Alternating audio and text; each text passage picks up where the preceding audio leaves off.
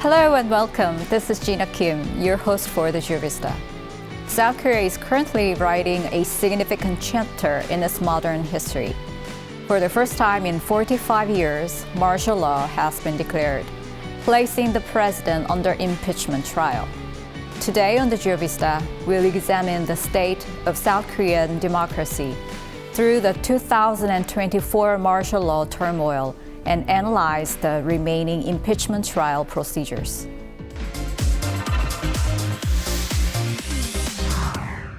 자유 헌정 질서를 지키기 위해 비상계엄을 선포합니다.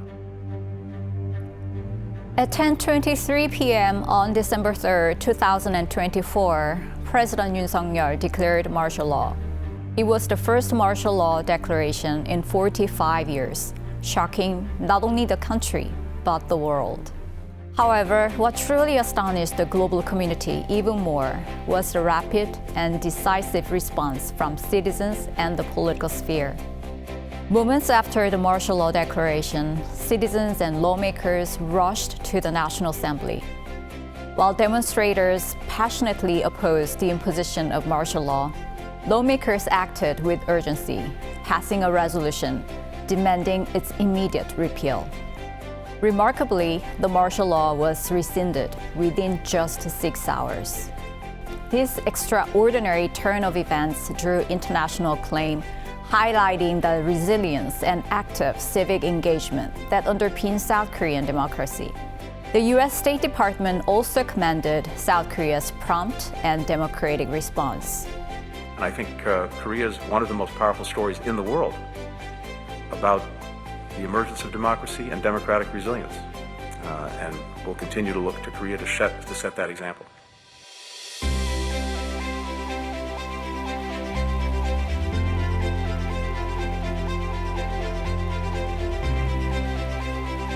Korea's democracy was built through a long history of struggle. Through persistent resistance against military regimes and dictatorship, democracy took deep roots, transforming Korea into a globally recognized, mature democratic nation. The 2024 martial law crisis further underscored just how firmly grounded South Korean democracy is. International media also closely covered the protest that followed the repeal of martial law, culminating in the impeachment of President Yoon Suk-yeol.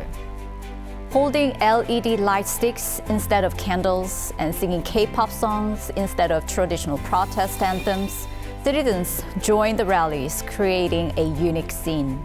The Associated Press reported that Korea has started a new trend in political protesting, while the Washington Post observed that the recent protests, which have brought out hundreds of thousands of people, have highlighted the fans' political power.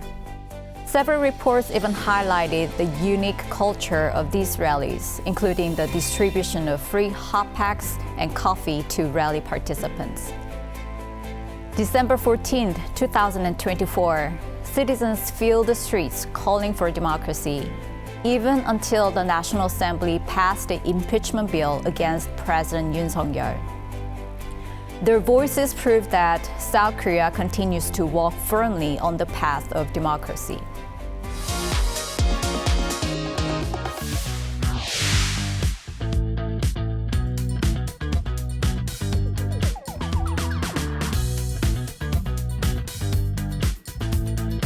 Now we've looked into the shocking declaration of martial law and how the international community views South Korean democracy.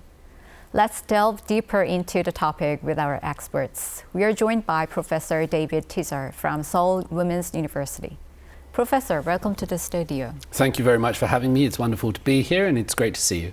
So, having lived in South Korea for 20 years in your case, Yes. how did you perceive people's action between the martial law declaration and impeachment motion? Well, first of all, we have to remember that it happened very late at night. And it happened in a modern Korean way, which is bali. It all sort of took place in the space of just a few hours while much of the Western world was awake and watching this in real time. many Korean people were in bed. This was happening Yes. in the early hours of the morning.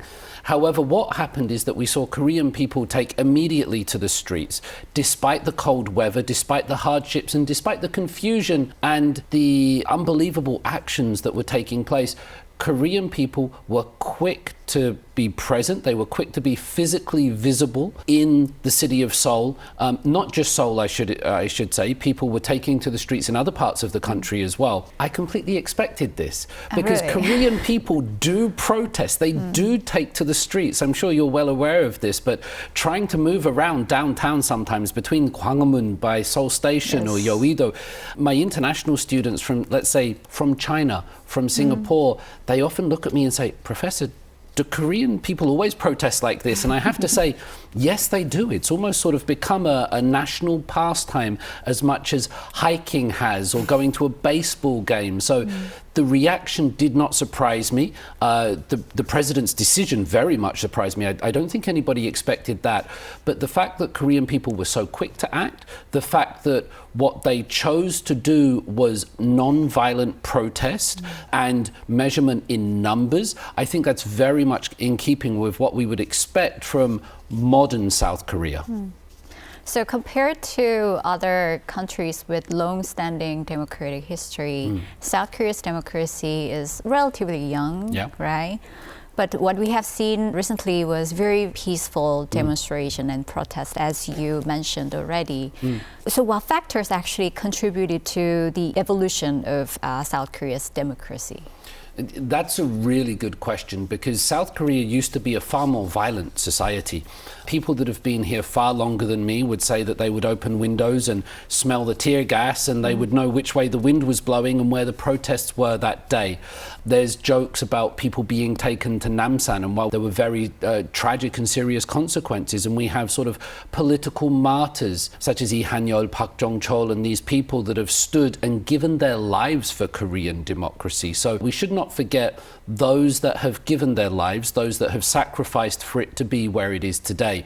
Now when we talk about Korean protests and Korean democracy, it seems to be a reflection of Korean society more broadly. So let me just try to answer by saying that in modern day Korea, despite what extreme representations there might be online, this society is very safe. This society is one where you can leave your laptop, your possessions, your mobile phone on a coffee shop table and go to the bathroom or go outside and come back and expect it to be there. This is a society where generally women feel safe to walk the streets at night and they don't feel under the threat of attack or sexual harassment, although of course this is not a perfect society.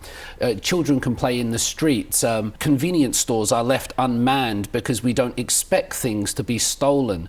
Overall, South Korea has developed into a very calm and safe society for the majority of citizens. It's generally very safe, and the protests have evolved in a similar way. So the first thing is South Korea has evolved this peaceful democratic protest because it's effective, because it works, and it keeps the people safe, and it allows for greater numbers to come in. So I mentioned China and Singapore, how they don't have protests, and I'm comparing Korea here to other Asian countries. What we've seen now in South Korea is because of the peaceful nature of these protests, because that they are effective, it also allows young women to go to these protests. It allows children to go to these protests. It allows older people to go to these protests. And that means you can have greater numbers, and that gives greater political support, and it allows more of society to voice their opinions. So on the blood of those that have come forward, South Korea now has a very peaceful society, and its protest culture reflect that as well, I believe. And what was very interesting to me was an active participation of young generation this time, right? Probably have some significant meaning for the future of democracy in South Korea. How do you see their involvement in the future of South Korea's democracy in this regard? They are the future. Clear and simple, they are the future. That democracy is not voting. Going to vote once every 4 years or once every 5 years, that's not what democracy is. Democracy is a state of mind. Democracy is this idea that your voice matters, your opinion matters, and you get to choose the direction in which the country goes. And even if the country goes in a different direction, your voice should nevertheless be represented. It's a psychological awakening of the mind.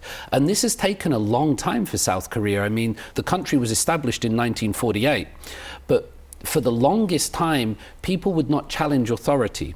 You could look in the classroom, you could look in the family, you could look in the office, and there's the boss, there's the manager, there's the professor, and you don't cross that power distance. You don't suggest that they might be wrong. Democracy is seeing everybody as equal. Democracy is one person, one vote, one person, one voice, and these voices do matter.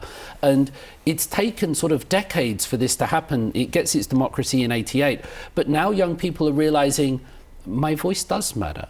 And that person's voice is not worth more than mine just because they're older or just because they have a degree, just because they're a man, just because they're a woman or whatever qualifications. Democracy is about we all matter. And I believe the young people of South Korea, they realize that now.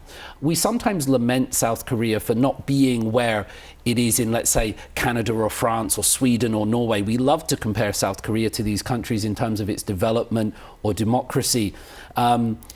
But South Korea is almost like a teenager with a PhD. It only became a democracy in 1988. Its citizens only first really started traveling abroad since 1989. But this is a very young country. And this is in a part of the world where democracy is not the norm. Just look to the north. They don't have democracy in Pyongyang. They don't have democracy in Beijing. They don't have democracy in Vietnam either. But these young people in South Korea, they won't allow a dictator to take control of this country anymore. Of course, people will want to, but young people realize and they value freedom. Here's the big thing. I think we're very reluctant to trust young people. We think they're selfish or lazy or disinterested. We don't want to hand over power to them. And that's a mistake, because this is their future as much as it is ours. Yes, of course. I hope this crisis and experience of this can help South Korea to change in a positive way. Yeah. Thank you for your insights. Thank you for having me. It was a wonderful chance to speak with you.